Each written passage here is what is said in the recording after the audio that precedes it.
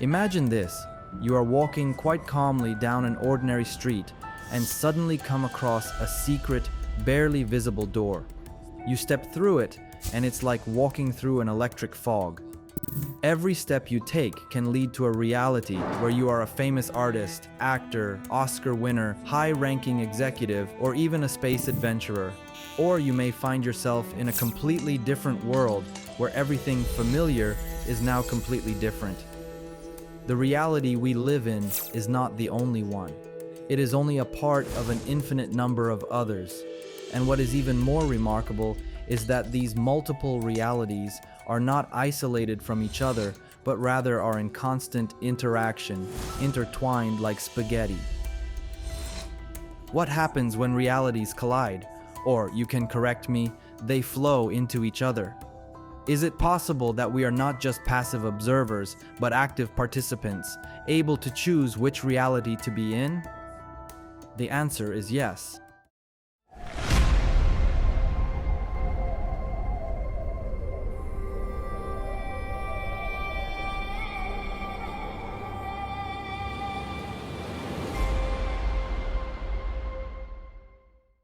The concept of parallel universes, also known as the multiverse theory, suggests that there are many alternate realities that exist alongside our own. In these parallel universes, events can unfold differently from our own reality, leading to an infinite number of different outcomes and possibilities. Infinite possibilities means that there are an infinite number of versions of us, and each version of us can do anything you can imagine. Although infinite universes may exist, they have a small difference that makes them unique.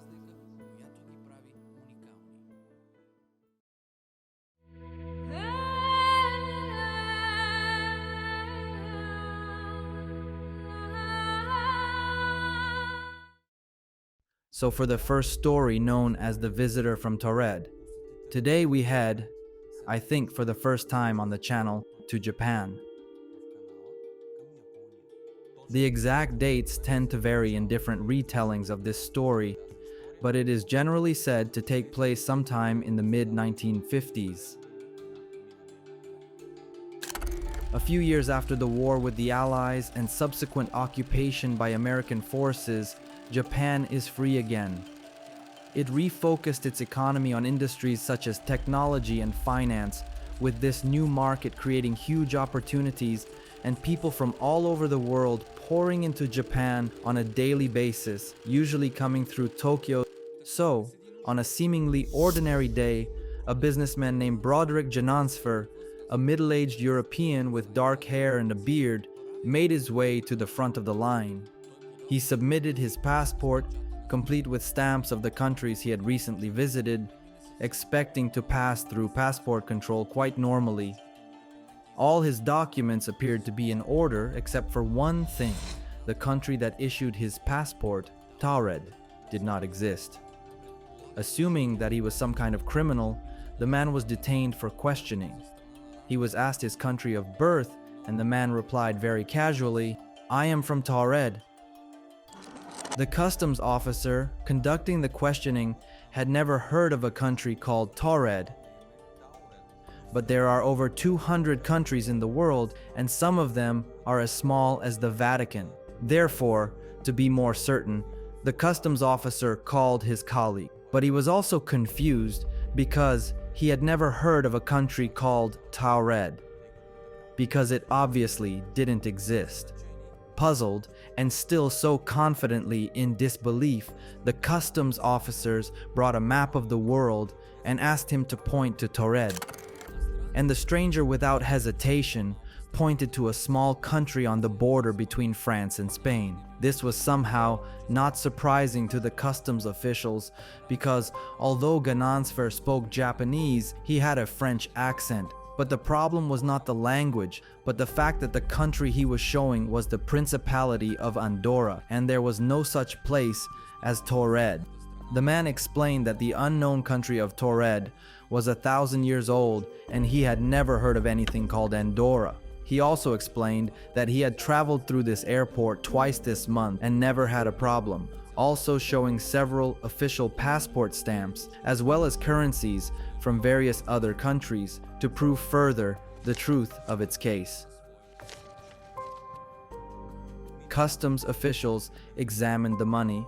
There was currency from Japan and several European countries, but there was also Taured money that looked like real currency, except for the fact that such currency did not exist. According to most versions of the story, officers did some research and called the company the man claimed to work for. They discovered that the company did exist, but not in the place known as Taured. The hotel the man insisted he had a reservation at was also researched and was a very real hotel, except a reservation in the man's name did not exist. The customs officials were at a loss. Everything seemed legal and in the order of things, except for the rather significant fact that Taured, and by extension the man himself, simply did not exist in our known reality. What does that tell you? I allow myself to take the first break for the episode, and from here on, maybe more frequent ones. What does this tell you? See, we are used to being very quick to deny, very quick to disbelieve. By default, we believe that we do not believe. I remind you simply, when you encounter and face new information at first glance, inexplicable events, how much are actually inexplicable, and how much, I would ask, we ourselves do not allow ourselves to see the signs that are in front of our eyes. The answers are before us. Our non-acceptance in a given situation is what delays the answer from reaching us.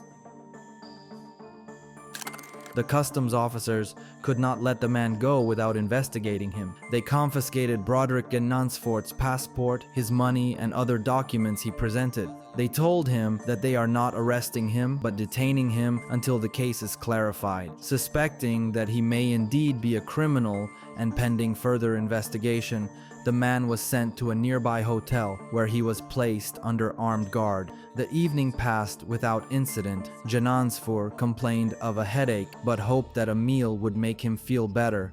He ordered room service and probably fell asleep.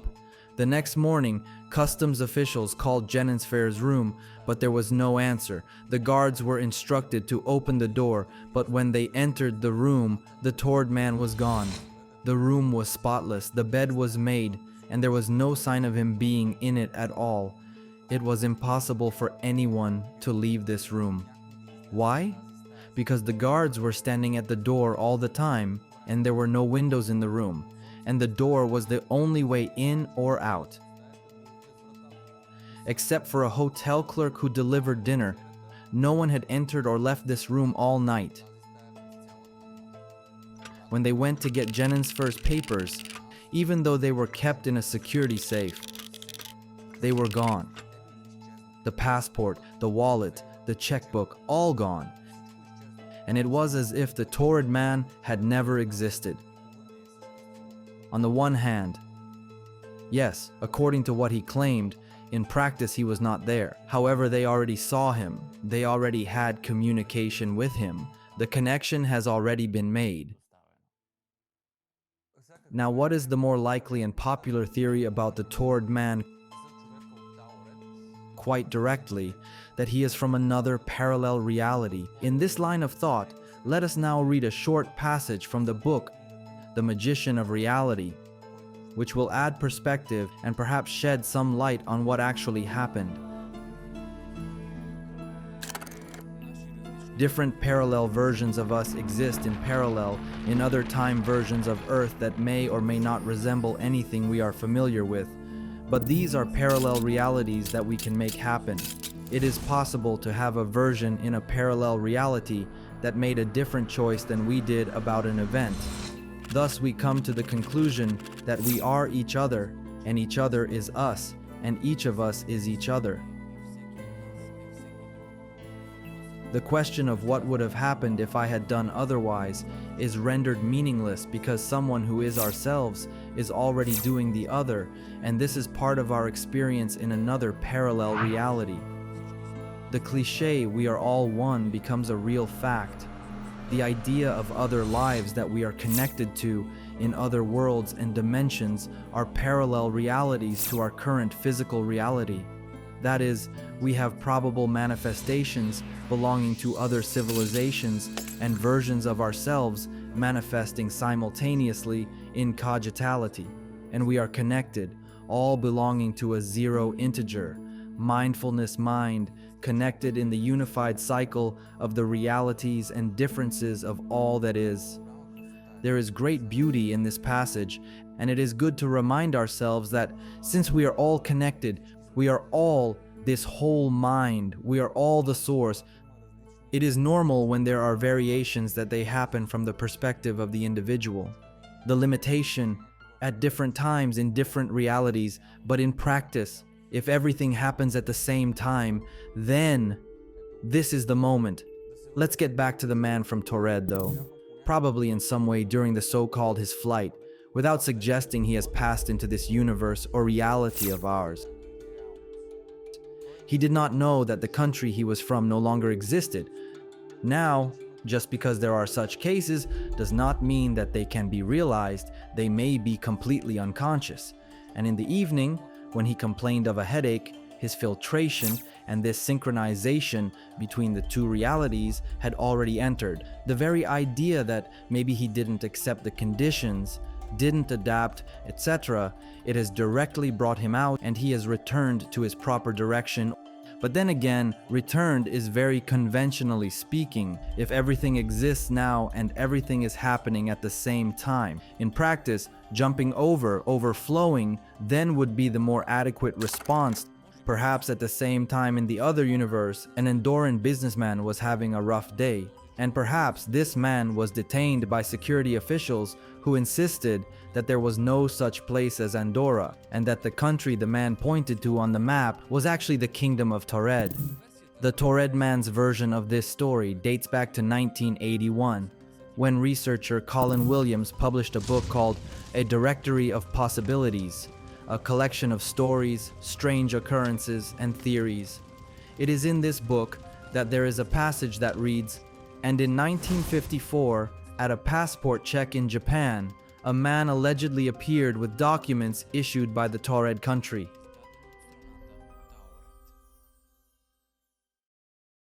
But this is not the only such case, otherwise we wouldn't have made a whole episode about him. A century back in time, in 1851, a similar story appeared in the United Kingdom about a man who may have fallen into an alternate reality. The action took place in the German town of Frankfurt am Oder, where a lonely and confused man was found wandering around.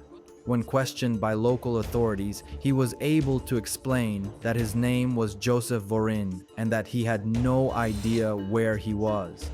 He claimed to have come to Germany in search of his brother, but had previously been shipwrecked in an unknown location. The man insisted he was from a country called Laxaria, a place no one else had heard of, because it didn't exist. Voren explained that Laxaria was on a Europe-like continent called Sacria, but again, no one had heard of such a place. Moreover, the man could not trace his journey to his then point on the map, and did not recognize any of the names of the continents as we know them.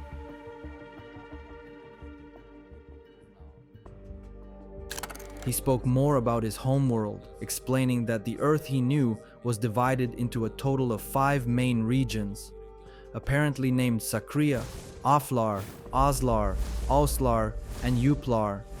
He claimed to be fluent in Laxar as well as a second unknown language, Abrahamian. Finally, he described himself as a follower of Christianity, but of an unknown branch called Ispatia.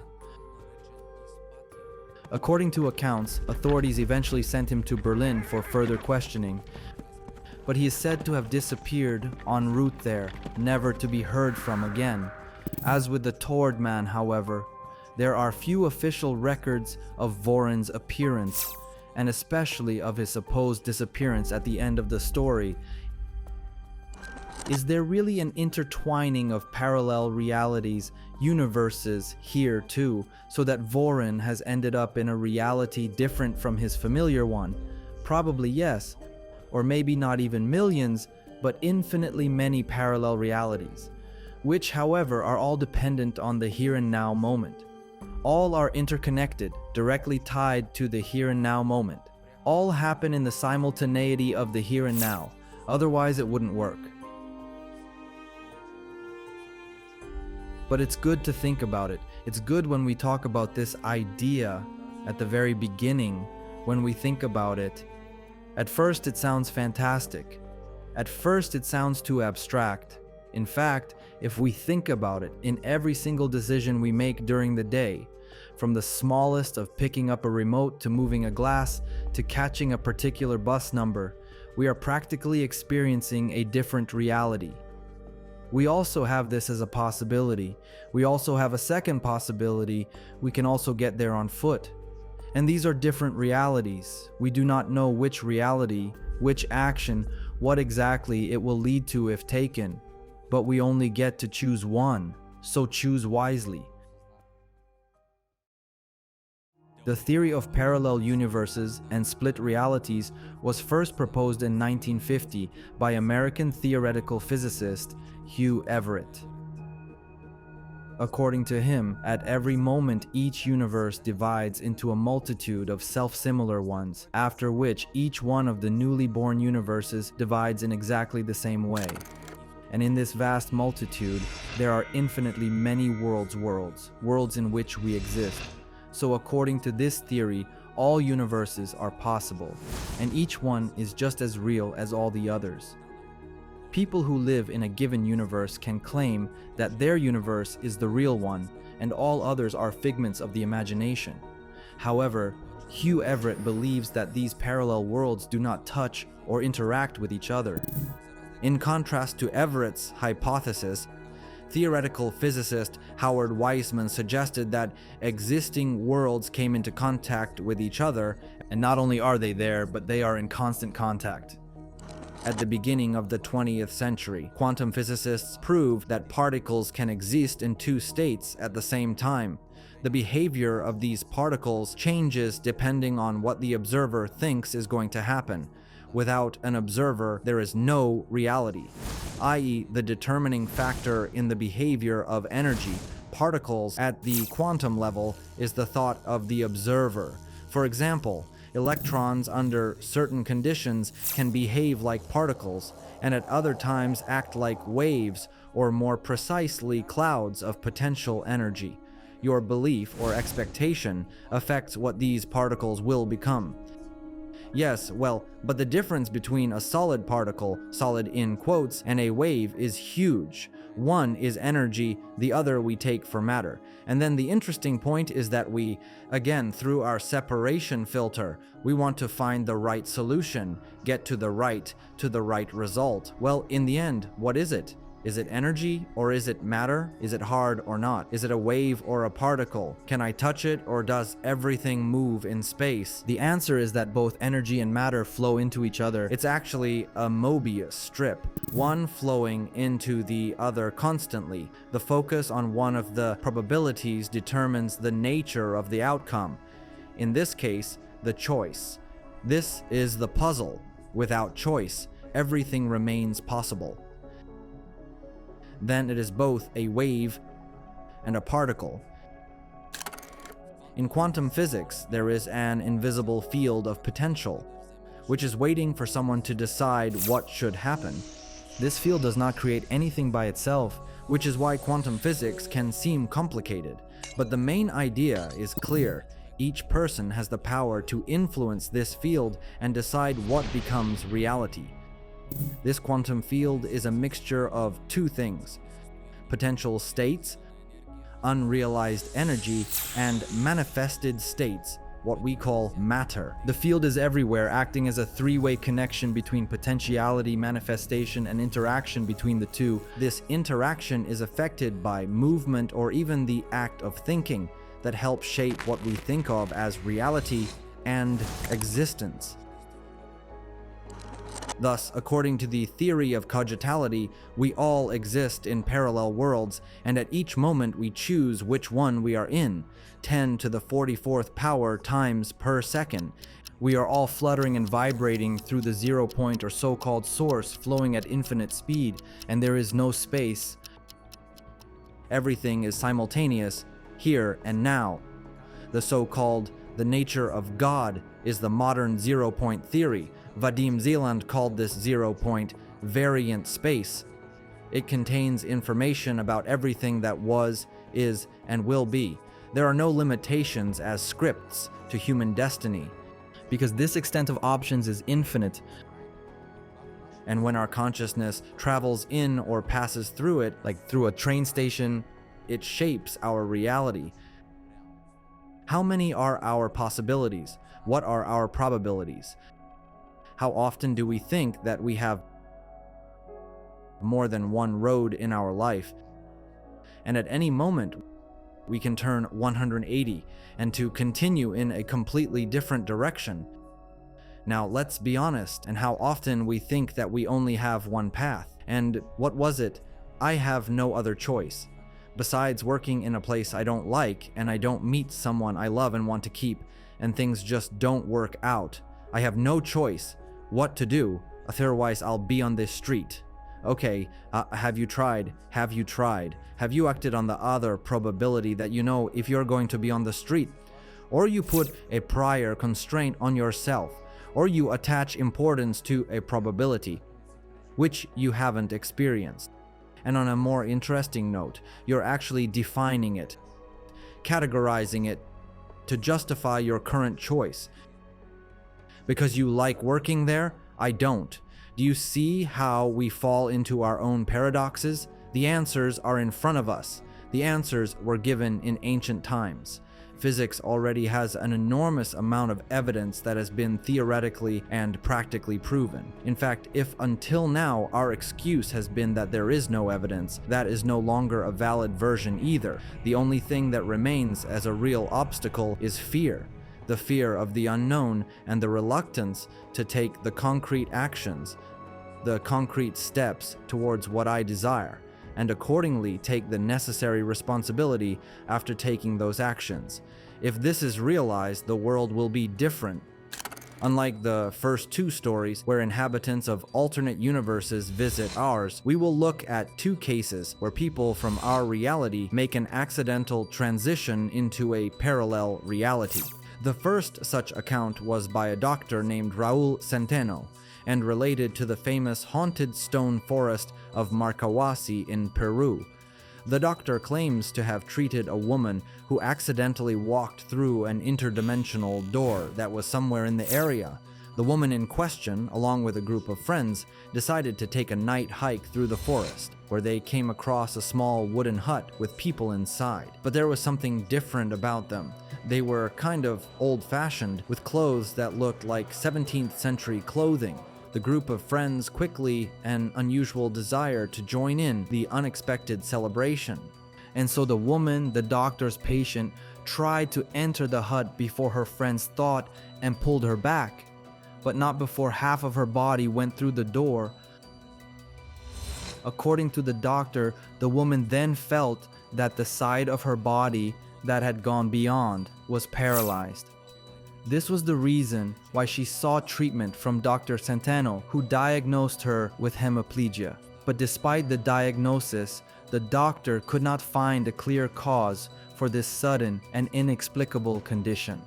What he argues, however, is that probably the woman's unfortunate fate may be the result of a brief visit to an alternate reality universe, one that lies just beyond that mysterious hut door in the Marcahuasi stone forest. But how exactly does this transition from one reality to another happen? Very interesting. It is important to realize that realities are constantly flickering, constantly vibrating, constantly passing from form to formlessness. And you know the principle. All is mind, the world is mental. Everything moves, everything vibrates, practically nothing is static, i.e., we are constantly passing. We are constantly creating new frames. We are constantly moving forward. We stretch our own space-time and create the illusion that our own space-time is the only one that exists.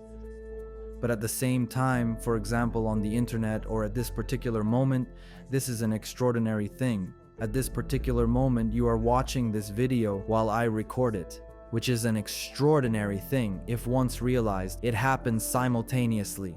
At this moment, you connect with someone on the internet, look at each other, see each other, communicate with each other, even if your time difference is more than 7 hours. What does this tell you? Not only is the internet independent of specific time in different time zones, our bodies and matter are holographic images of the swirling energy flow of filters, thoughts, emotions, and attached meanings. All this broken by ourselves. If we change any of these elements about ourselves, we change the pattern of our parallel reality. Parallel reality itself has patterns. What we think at a given moment, what we have given importance to, what we have chosen to be extremely important to us at that moment.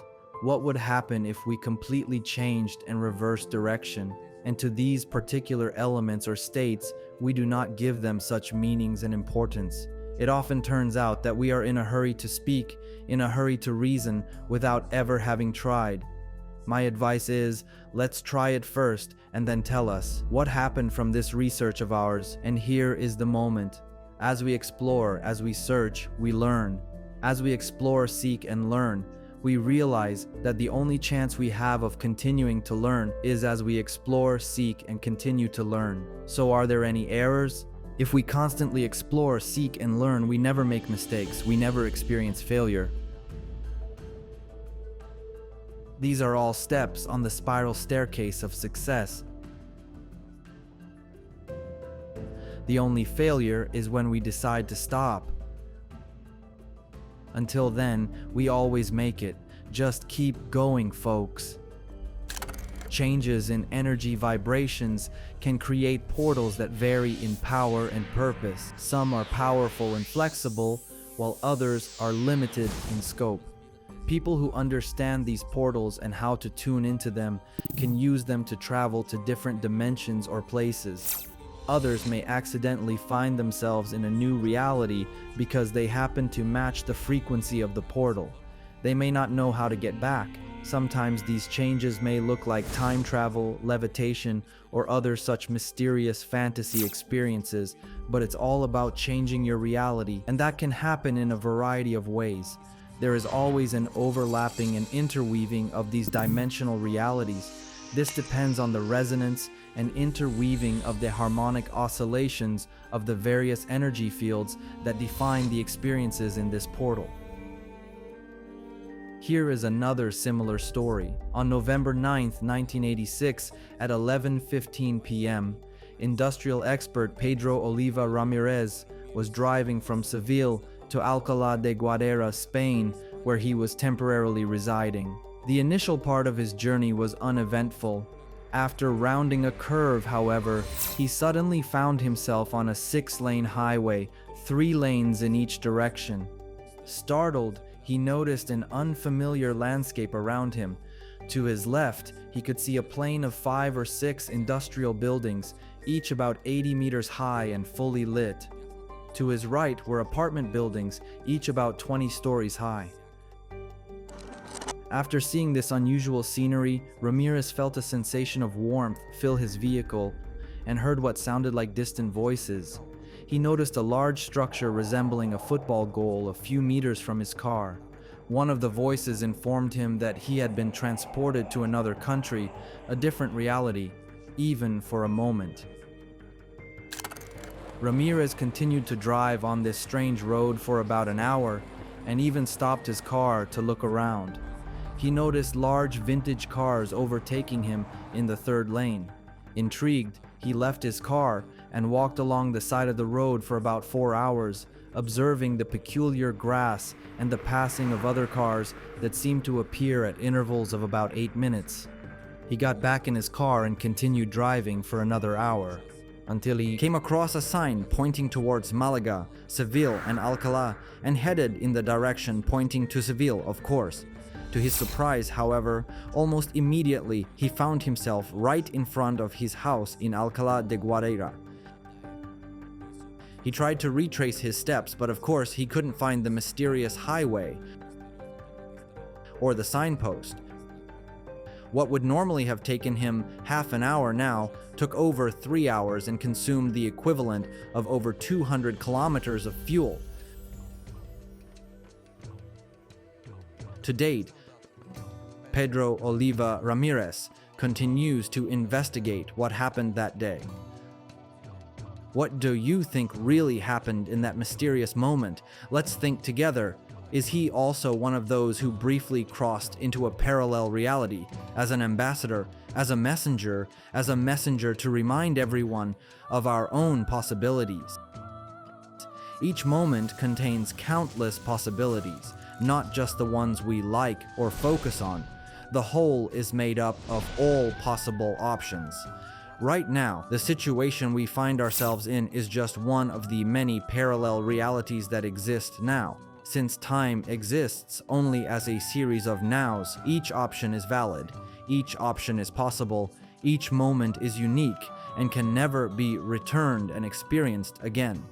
We have the power to choose our path in every moment, and every single choice we make opens the door to a new parallel reality. Every single moment we are literally moving and creating new frames. Every single moment is a new I. In practice, every moment we are different and we can feel it most of all, more than we understand it. However, the idea is not to create confusion in our minds. The idea is to learn, basically, to choose consciously, to choose thanks to our observations and realities, and not thanks to the filters and the assigned meanings that are breathing down our necks, like ghosts in time that seem to chase us and press us. The idea is to look forward. The idea is to venture into the wilderness without expecting anything in return, without expecting anything to happen, without expecting that the road will end. Let's just keep going. The energy potential that is contained in each of us is something extraordinary, and I know that each of us, in one way or another, has felt it. Give it more clarity, ask him more questions. Trust him. Kudos and thanks for being with us. Set your themes below. See you in a moment in another parallel reality.